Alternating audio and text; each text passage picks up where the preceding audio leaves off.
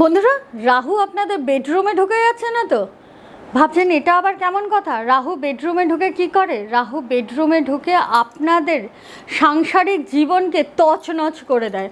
আপনাদের হাজব্যান্ডের ভালো রিলেশনকে একদম ভেঙে চুরমার করে দেবে।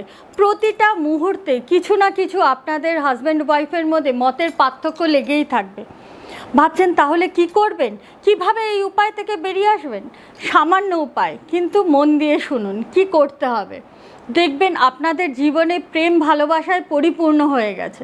একটি ময়ূরের পালক নেবেন, অতি অবশ্যই ময়ূরের পালকটি যেন অরিজিনাল হয়।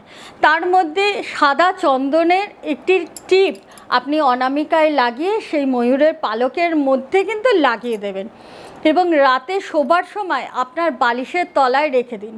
দেখবেন ধীরে ধীরে আপনার জীবনে রাহু গ্রহ শান্ত হবে এবং আপনার বেডরুমে আগের তুলনায় বহুগুণ আপনাদের প্রেমজ সম্পর্ক বৃদ্ধি পাবে।